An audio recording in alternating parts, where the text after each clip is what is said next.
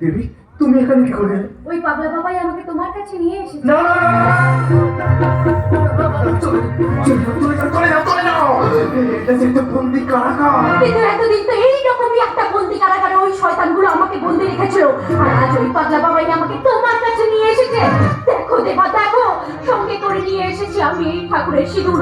তুমি এই সিঁদুর দিয়ে আমার সিঁথি লাগিয়ে দাও, আর সাথে সাথে সবাইকে জানিয়ে দাও যে আমি তোমার। আমি তাই দেব।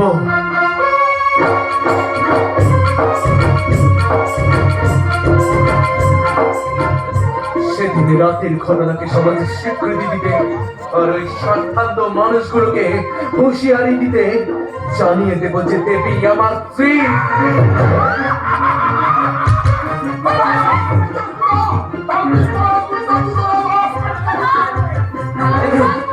রনি, তুই আমার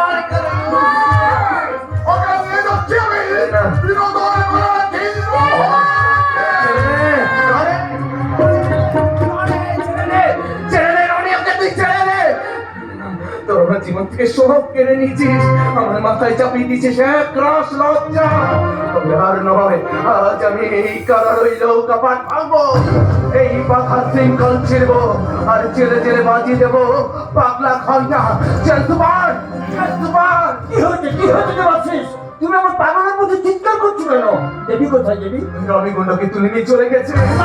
হতে পারে না। একটু আগে ওকে তোমার দিতে পাঠিয়ে আমি জেল সুপারের কাছে তোমার সুপ্রিম কোর্টের মুক্তির পেপারটা জমা দিতে গিয়েছিলাম। কিন্তু এর মধ্যে আমার মাথায় আঘাত করে আমি যে কিছুই করতে পারলাম না। মুক্তি যখন পেয়ে গেছো, এবার শুরু করো বিদ্রোহ। আমি তাই করবো। ওর একটা প্যারিস্টারের ঘর ভেঙেছে, একটা সুন্দর সংসারকে তছনছ করে আমার জীবনকে করে দিয়েছে মরুভূমি। তবে আর নয়, আজ আমি ওদের লোভের প্রসাদে আগুন জ্বালাবো, আগুন, সব পোড়ানোর আগুন। আমি তোমার সঙ্গে আছি। कवि गलज्जल प्रवाह पावितस्थले कले